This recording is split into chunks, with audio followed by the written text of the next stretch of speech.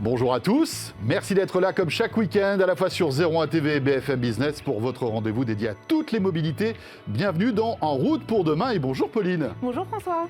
Alors au menu cette semaine Pauline de ce nouveau numéro. On part tout de suite chez Toyota. Alors on connaît le constructeur pour l'hybride, pour l'hydrogène, mais désormais il explore les nouvelles mobilités. C'est un reportage pour nous de Julien Rizzo.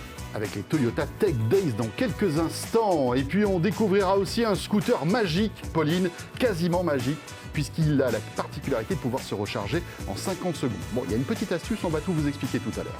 Alors ce vélo, il va presque aussi vite qu'un scooter, c'est un vélo, un speed bike. Alors c'est Dimitri Charletis qui nous en fait l'essai, il nous les laissait celui du français Moustache. Et voilà, même si Dimitri n'a pas de moustache, allez comprendre. Et puis on terminera ce En route pour demain avec la nouvelle 308. L'équipe d'En route pour demain est allée à Mulhouse découvrir les préparatifs de sa fabrication. Voilà, vous savez tout. Merci d'être là, bienvenue sur BFM Business et 01 TV pour En route pour demain.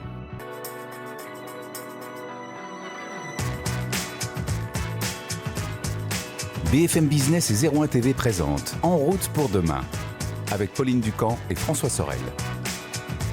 Et merci de nous suivre donc maintenant chaque week-end à la fois sur 01 TV BFM Business pour ce rendez-vous indispensable aujourd'hui dédié à toutes ces nouvelles mobilités.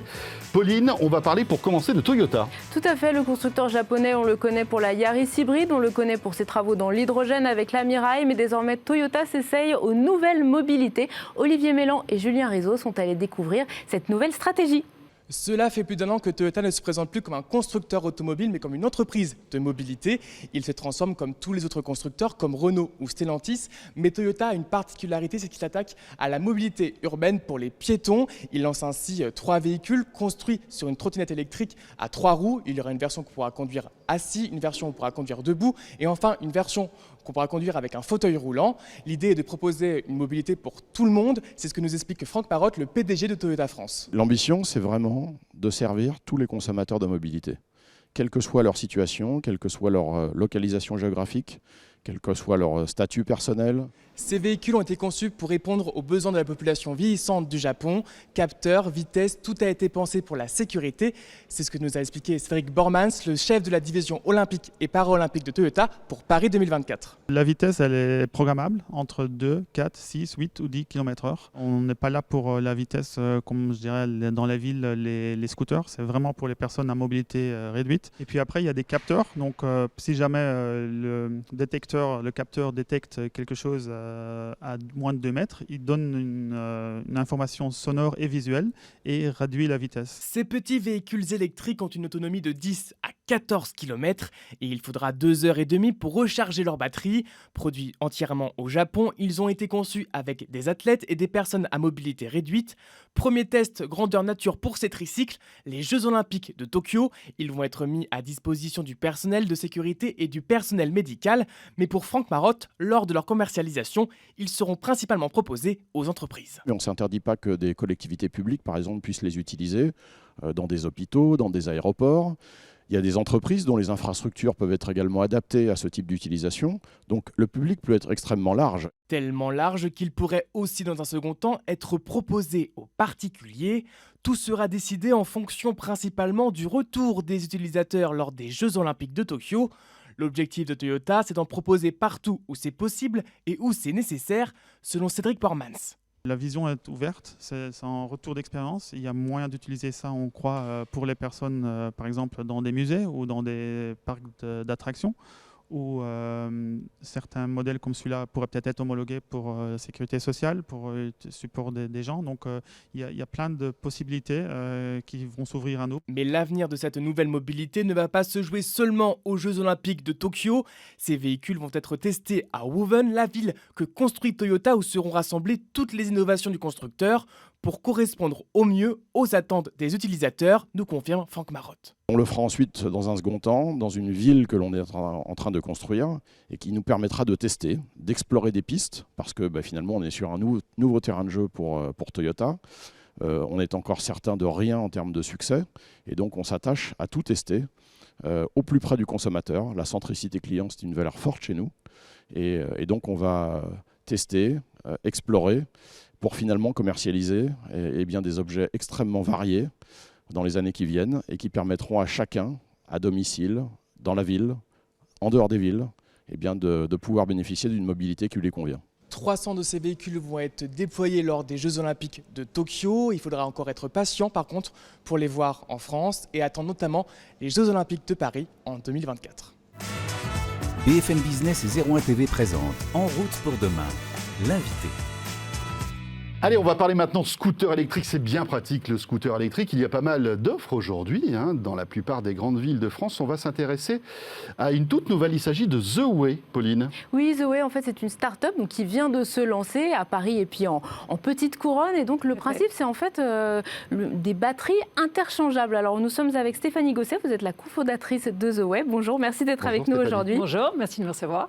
Donc, qu'est-ce que c'est que ce principe de batterie interchangeable ? Alors, en fait, on a effectivement réinventé le scooter électrique, en quelque sorte, puisque vous allez avoir un scooter qui, effectivement, va pouvoir échanger sa batterie en quelques secondes. Et donc, vous faites votre recharge en 50 secondes au lieu des 5 heures classiques pour récupérer 40 km d'autonomie. Donc, ça veut dire que je ne branche pas mon scooter sur une prise de courant, je vais enlever la batterie et cette batterie, je la mets où, en fait ? Alors, vous allez avoir des stations, en fait, partout dans la ville. On est installé dans des magasins de proximité. Donc, on est présent, par exemple, dans le SAS de banque BNP Paribas, dans des magasins Monoprix. On a également un partenariat avec Esso, on est dans quelques laveries. Donc vous garez, vous sortez votre batterie, vous avez une station d'échange qui vous reconnaît automatiquement, parce que tous ces objets, c'est la beauté de l'électrique, sont connectés. Vous allez avoir une case vide qui s'ouvre, vous placez votre batterie vide, une autre case s'ouvre, vous récupérez votre batterie pleine et vous repartez. Donc c'est le nouveau geste mobilité, en fait, le swap qui vous permet de rouler sans limite, en quelque sorte. On le voit. Si voilà, vous le voyez à l'image, c'est plus parlant. À la télé, à la radio, on peut vous expliquer. Donc vous avez sous la selle, en fait, la possibilité d'enlever la batterie. Exactement. Et d'en remettre une rechargée, en fait. C'est un concept qui est fiable, ça, parce qu'effectivement, ça demande pas mal de mécanismes. On enlève, on remet, etc. On peut imaginer que, et on vous le souhaite, vos scooters soient énormément utilisés. C'est quelque chose qui ne va pas abîmer toute la partie technique ? Alors effectivement, le geste a l'air très simple, le swap a l'air très simple, mais derrière, il y a toute une plateforme technologique. Il y a aussi des brevets qui ont été déposés, à la fois effectivement pour que le connecteur avec cette batterie soit fiable dans la durée, que lorsqu'on roule, il n'y ait pas de déconnexion. On a breveté donc toute une partie technique sous le casing, en fait, dans lequel vous placez votre batterie, donc sans aucun branchement, sans câble à débrancher. Donc vous n'avez pas à réfléchir dans n'importe quel sens, si je puis dire. La batterie vient se loger et dans le scooter et dans la station d'échange, où là vous êtes automatiquement reconnu. Donc là aussi, il y a pas mal d'intelligence derrière tout ça. Et on pilote, si je puis dire, on surveille à distance tous ces objets connectés que sont le scooter, la batterie et la station d'échange. Mais alors finalement, comme la batterie, je ne la possède pas, je vais simplement louer le scooter puisque la batterie, je l'échange en permanence. Est-ce que ça veut dire que ça va me coûter moins cher qu'un scooter électrique que je vais acheter plus classiquement avec la batterie dans le commerce ? Alors, on a voulu effectivement que cette solution elle soit accessible au plus grand nombre, donc aussi bien les particuliers et les entreprises. Et donc, on la commercialise sous forme d'un abonnement qui est tout inclus. Donc, pour 130 € par mois, vous allez avoir la location de ce fameux scooter à batterie échangeable. Vous allez avoir un accès illimité à ce réseau de stations d'échange, donc 40 dans la ville, l'une à moins de 2 km où que vous soyez dans Paris. Vous avez un kilométrage illimité et on a rajouté également la maintenance et l'assurance tout risque. Donc, vous avez votre coût total finalement de mobilité qui est connu à l'avance. Donc, oui, c'est compétitif. On est entre 10 et 15% moins cher qu'un scooter thermique si vous utilisez votre scooter tous les jours, donc si vous faites entre 7 et 10 km par jour. Et effectivement, l'intérêt, c'est que vous avez votre scooter personnel, donc vous avez le confort finalement d'avoir votre scooter garé en bas de chez vous. Est-ce que je peux recharger moi-même cette petite batterie ? Alors tout à fait, si vous voulez recharger à l'ancienne, vous pouvez également. Donc, ça peut être pratique si je n'ai pas de borne de recharge à proximité. Ou si tard le soir, mon scooter n'a pratiquement plus d'autonomie avant de rentrer. Vous avez, en fait, c'est une solution innovante pour faire sa recharge, mais vous avez les modes classiques de recharge, donc soit avec un câble que vous branchez chez vous, soit en prenant votre batterie et en l'en mettant sur un dock de recharge à la maison. Mais là, du coup, vous aurez toujours ces 5 heures d'immobilisation, comme sur un scooter classique. Par exemple, pour la nuit, ça peut être aussi une solution intéressante. Sachant que dans le quotidien, en fait, vous aurez une application The Way qui, lorsque votre niveau de batterie est faible, vous enverra une alerte pour vous guider vers la station d'échange la plus proche. Voilà. Est-ce que vous avez une idée de la durée de vie des batteries? Parce qu'on se dit différents utilisateurs qui vont peut-être les malmener ou peut-être recharger beaucoup pour certains et puis moins régulièrement pour d'autres. Est-ce que les batteries vont arriver à avoir une durée de vie suffisante pour ne pas être obligées d'être changées en permanence? Alors ça, c'est une bonne question. C'est effectivement l'un des côtés vertueux aussi de cette solution. C'est que la batterie finalement est partagée, donc on moyenne l'usage sur les batteries. Et le fait qu'on recharge finalement en temps masqué ces batteries, on va aussi augmenter leur durée de vie. C'est-à-dire qu'on les recharge en charge lente. Et donc on estime qu'on augmente à peu près de 60% en fait, le nombre de cycles de ces batteries. Donc on devrait avoir une longévité qui va autour finalement des 15 années. L'intérêt avec toutes ces données en fait, qu'on collecte, c'est aussi justement de pouvoir s'assurer de la performance finalement des batteries. Et donc vous, en tant que conducteur, je vous dois une batterie performante finalement. Là, il y a quelques jours, la mairie de Paris a annoncé que le stationnement pour les 2 roues allait devenir payant. Pas pour les 2 roues électriques. Est-ce que ça veut dire que vous allez augmenter rapidement votre flotte parce qu'on se dit qu'il y a un certain nombre d'usagers qui vont peut-être switcher du 2 roues thermique à une solution électrique pour éviter de payer le stationnement? Alors tout à fait, c'est un vrai levier pour notre solution, puisqu'on peut penser que tous les conducteurs de thermique vont se poser la question de la mobilité. Donc je disais que notre solution était 15 à 10% moins chère qu'un scooter thermique. Si vous rajoutez les 70 à 90 euros par mois de stationnement, ça veut dire qu'on serait plutôt dans les 40% moins cher. Donc oui, c'est un véritable accélérateur pour nous aider à basculer massivement finalement les thermiques à l'électrique et décarboner les villes finalement. Stéphanie Gosset, un mot sur la partie connectée du scooter. Est-ce que, au-delà du fait que, vous l'avez dit tout à l'heure, la batterie est connectée, évidemment il y a la borne, mais aussi le scooter, est-ce que ça peut nous apporter des petits plus de confort au quotidien, le fait qu'il soit connecté? Est-ce qu'il y a un GPS? Est-ce qu'il y a des infos comme ça? Oui, tout à fait. Donc on peut géolocaliser son scooter. On peut aussi l'inactiver à distance. Donc ça veut dire qu'on diminue les risques de vol. On saura si le scooter est volé, d'abord où il se trouve, mais aussi on va pouvoir le désactiver à distance. Donc il est inutilisable à partir du moment où je le dis, où j'appuie sur le bouton. Alors ça passe par le central pour des questions de sécurité, oui, bien entendu. Il faut qu'il y ait une déclaration classique de vol. Mais c'est quelque chose effectivement qu'on pourra faire. Donc ça, c'est la beauté finalement de l'électrique et de ces objets connectés. On va pouvoir, donc, comme je le disais, le principal de l'application, c'est vous alerter lorsque votre niveau de batterie est faible. Donc finalement, vous roulez l'esprit libre et on vous envoie une alerte pour que vous pensiez aller échanger votre batterie. Je disais que la maintenance était inclue également dans cet abonnement. Donc je vais pouvoir vous indiquer que vous devez faire votre révision périodique annuelle. Donc voilà, tout ce qui est à côté en termes de service finalement. Vous nous expliquiez tout à l'heure que vous aviez beaucoup travaillé sur les brevets, sur le swap justement pour les petits connecteurs électroniques. Vos scooters, ils sont fabriqués où? Vous les avez développés vous-même? Est-ce que vous pouvez nous expliquer un petit peu? Alors en fait, on est fabless en quelque sorte, c'est-à-dire qu'on source les châssis en Chine. Par contre, toute la partie intelligente, qu'on appelle le powertrain, donc qui est cette fameuse batterie, le moteur qui est un moteur Bosch et tous les organes de communication, si je puis dire, donc la partie, ce qu'on appelle le BMS, donc qui permet de charger la batterie, piloter la charge. Tout ça, c'est de l'intelligence européenne. Et notre modèle, donc effectivement, c'est finalement de développer la gamme de scooters Powered by the Way en intégrant ce powertrain dans des châssis, donc aujourd'hui qui viennent effectivement d'Asie et demain, on l'espère, également d'Europe. On peut imaginer une gamme plus étendue parce qu'aujourd'hui on est sur un petit scooter urbain. Est-ce qu'on peut imaginer un scooter un peu plus important, type 125? C'est dans nos projets. Donc en fin d'année, en fait, on sortira un modèle qui sera un équivalent 125 cm3, donc dans lequel vous aurez 2 batteries au lieu d'une. On aura également un modèle qui sera fait pour les professionnels. Donc il y a toute la cible des livreurs du dernier kilomètre qui sont en pleine expansion et qui est le cauchemar des maires en termes de bruit dans la ville. Donc là, il s'agit effectivement de décarboner les villes, mais aussi de réduire le niveau sonore finalement dans les milieux urbains. Donc oui, toute une logique de gamme également à développer. Alors location longue durée 12 ou 36 mois. Bien sûr, si on prend la version 36 mois, là on tombe à 130 €, c'est ce que vous disiez. Et on peut aussi faire baisser cette note avec le forfait mobilité, non? Oui, tout à fait. Alors ça, c'est c'est pas tellement connu, mais effectivement, si vous avez la chance que votre entreprise ait mis en place le forfait mobilité durable, notre solution est éligible et donc l'entreprise va pouvoir financer jusqu'à hauteur de 500 € par an votre mobilité propre, donc la solution The Way. Et donc votre abonnement va tomber à ce moment-là sous les 89 € TTC par mois. Donc là, vous avez vraiment une solution encore plus compétitive. Voilà, c'est où, par exemple, j'achète un vélo électrique et on a une aide à l'achat de ce vélo. Et si je n'achète pas de vélo électrique et que je souhaite bénéficier de cette...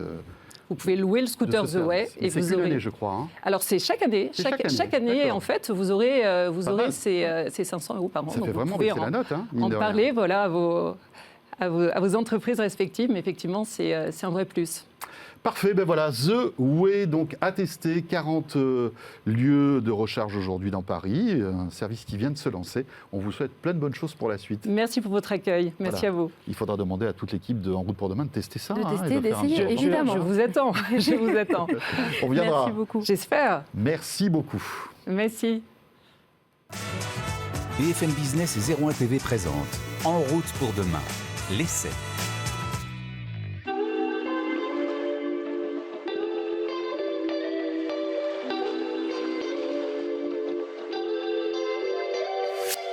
On se retrouve aujourd'hui pour parler vélo électrique et vélos électriques qui vont très vite. On est avec le nouveau speedbike de Moustache, le Friday 27 FS. Et c'est une nouveauté qui arrive tout juste. Et c'est un speedbike, donc un vélo très étonnant. Alors avant d'attaquer le test réellement du vélo, on va d'abord se parler speedbike parce que c'est une réglementation particulière. Donc un speedbike, c'est un vélo à assistance électrique qui peut aller jusqu'à 45 km/h. L'assistance vous amène jusqu'à 45 km/h. Après, si vous avez des bonnes jambes, vous pouvez aller au-delà, bien évidemment. C'est la puissance des jambes qui va faire la différence. On peut rouler à 60 ou 80 km/h si on en a envie, ça c'est pas un problème, mais il va falloir que les jambes suivent.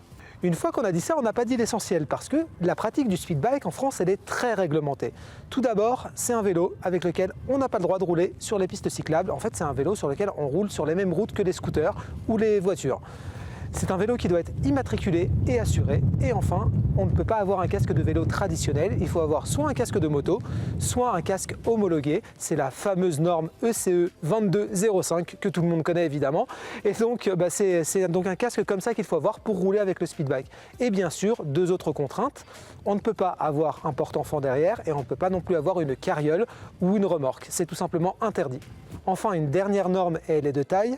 Le vélo doit rester à l'identique d'un point de vue équipement, c'est-à-dire que si à un moment il y a une réparation à faire, il faut le changer par la même pièce, roue comprise. Alors les habitués de Moustache retrouveront évidemment un design assez connu. Le Friday existait déjà, là c'est une évolution, notamment avec la double batterie.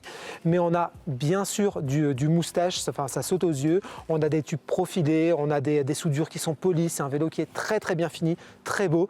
Une couleur qui pour une fois est assez traditionnelle. Chez Moustache on aime bien jouer un petit peu avec les couleurs. Là c'est un noir brillant, très joli. C'est un vélo très haut de gamme, donc c'est un vélo tout suspendu avec là aussi une suspension made in Moustache qui d'ailleurs progresse énormément de ce point de vue.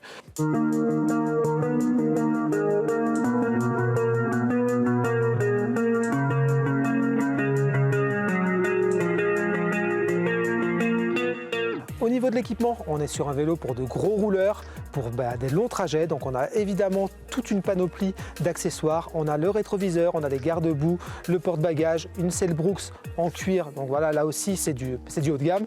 Et bien sûr la double batterie qui peut en principe nous emmener entre 100 et 200 km d'autonomie en fonction de plein de choses, du niveau d'assistance, du poids, du dénivelé, et évidemment des muscles du cycliste qui est dessus. Donc voilà, on a un vélo qui est ultra bien équipé pour faire de la route et justement c'est un peu sa mission. Seul petit bémol de notre point de vue, il concerne les freins. Alors ce sont des Magura de très bonne facture, mais quand on est à 45 km/h, on apprécie bien sûr leur progressivité, mais on aurait aimé un peu plus de mordant sur certains moments. On n'a jamais été réellement en danger. C'est l'avantage d'un vélo sur lequel on est aussi confort et finalement aussi assisté dans l'effort que dans le freinage. On ne s'est jamais vraiment senti en danger, mais voilà, à certains moments, on aimerait pouvoir avoir plus de garantie de la part des freins. Au niveau de la motorisation, traditionnellement chez Moustache, c'est du Bosch. Et là, c'est encore le cas avec le nouveau moteur dédié au speed bike. C'est le Bosch Performance Speed. Et il est associé à une double batterie dans notre cas. Il y a une batterie de 625 watts à l'intérieur du tube diagonal et une autre par-dessus qui est de 500 watts. Alors bien sûr, il existe une version avec une seule batterie, mais dans ce cas-là, il y aura moins d'autonomie. La pratique du speed bike, mine de rien, elle est ultra contraignante. On l'a vu, il y a toutes les normes, en gros les frais supplémentaires que ça engage d'un point de vue équipement et aussi assurance, mais c'est aussi contraignant au quotidien. Déjà parce qu'on ne peut pas emprunter les voies cyclables. On aurait aimé par exemple que la législation permette de brider le vélo à 25 km/h sur certaines sections et pouvoir emprunter ces voies-là. C'est tout simplement impossible, et surtout parce que c'est la guerre permanente avec les autres automobilistes. Clairement, ce n'est pas le speed bike qui va améliorer les relations entre cyclistes et automobilistes, tout simplement parce qu'il est méconnu. Les gens ne connaissent pas cette nouvelle forme de vélo et ne comprennent pas pourquoi un vélo ne va pas sur la piste cyclable d'à côté, même s'il a le droit évidemment de ne pas rouler sur les pistes cyclables, et surtout ils ne comprennent pas pourquoi un vélo est devant eux en permanence. On s'est fait très souvent klaxonner, on s'est fait interpeller, insulter aussi, et clairement c'est pas facile de rouler en speed bike tous les jours. Au final, ce speed bike de Moustache, vous l'aurez compris, il est très bien. Il y a très peu, on va dire, de défauts sur le vélo en tant que tel. La version de base du Friday 27 FS avec une simple batterie, elle est à 6 299 €. Quant à notre version de test avec la double batterie et le chargeur rapide de Bosch, elle est à 7 199 €. C'est très cher et ça reste un produit de niche. Voilà, vélo d'exception, mais qui visiblement a plu à Dimitri Charitsis, journaliste à 01net.com. On enchaîne tout de suite avec notre rendez-vous en région. BFM Business et 01 TV présentent En route pour demain, en région. Et alors, direction cette semaine l'Est de la France, on va plus précisément à Mulhouse. Alors, Stellantis va y assembler sa toute nouvelle Peugeot 308 et c'est une première parce que la précédente génération, elle était produite à quelques dizaines de kilomètres à Sochaux, dans le Doubs. Julien Bonnet et Paul Marion ont suivi les derniers réglages des véhicules comme de la chaîne d'assemblage avant la montée en cadence de la production dans les prochaines semaines. Peugeot lance actuellement la production de sa nouvelle 308, donc sa berline Compact Star, avec un enjeu assez important puisque la précédente génération était produite à Sochaux et elle est désormais produite à l'usine de Mulhouse. Nous sommes justement avec Thierry Robert, directeur de cette usine. Thierry Robert, bonjour. Bonjour. Donc, quels sont les enjeux principaux de ce basculement de production vers le site de Mulhouse pour la nouvelle 308 ? Pour nous, c'est un signe d'accroissement d'activité puisque nous fabriquons actuellement 350 véhicules par jour sur une seule équipe à une cadence de 52 véhicules par heure. Et nous avons annoncé il y a quelques semaines qu'à l'occasion de la montée en cadence de 308, nous allions créer une deuxième équipe et donc porter notre potentiel de production à 700 véhicules par jour sur deux équipes.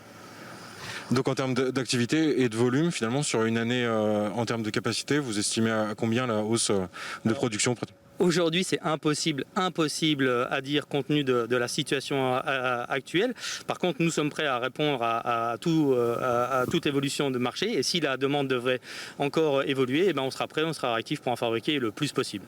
Il y a aussi une capacité assez forte de répondre à la demande en fonction de la motorisation thermique ou hybride, par exemple ?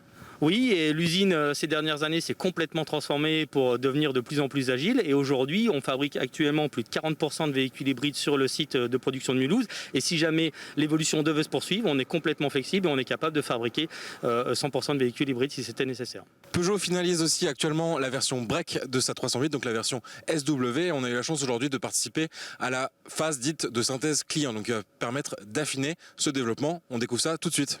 Nous voici sur les petites routes autour de l'usine de Mulhouse et c'est en fait sur ces routes que Peugeot finalise le développement de ses modèles. Donc là on est à bord d'un prototype de la version break, donc SW de la nouvelle 308, et donc on voit que c'est un prototype parce que déjà il y a ce camouflage autour du véhicule pour pas encore reconnaître le design qui n'a pas été à ce jour révélé, et on a aussi des petites gommettes à l'intérieur où les experts en fait de Peugeot vont noter les petits défauts, notamment de vibration ou de sons anormaux, pour améliorer ça sur la version finale qui va partir en assemblage dans les prochaines semaines. Après le test du proto, on vient de découvrir le design définitif de cette 308 SW. Nous sommes avec Agnès Tesson-Faget, chef de produit 308. Bonjour. Bonjour. Donc finalement, on parle beaucoup de la vague des SUV en ce moment, mais le client break en 2021, qui c'est finalement ? Alors, on a toujours des clients du break et ils sont très particuliers et très attachés à la silhouette. C'est des clients qui sont intéressants parce qu'ils sont jeunes, actifs, Donc ils utilisent leur voiture aussi bien pour travailler que pour leurs loisirs ou partir en vacances.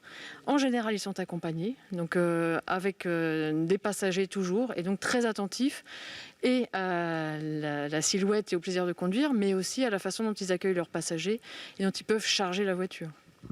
D'accord, donc un bon espoir de succès pour cette version break de la 308. Voilà pour cette nouvelle 308 qu'on a découvert de l'intérieur avec nos 2 Juliens préférés, Rizzo et Bonnet. Voilà. Ce nouveau numéro d'En route pour demain est terminé. Merci de nous avoir suivis comme chaque week-end à la fois sur 01 TV et BFM Business. On sera là le week-end prochain, Pauline. Exactement, François. Merci beaucoup à tous. À la semaine prochaine. À bientôt.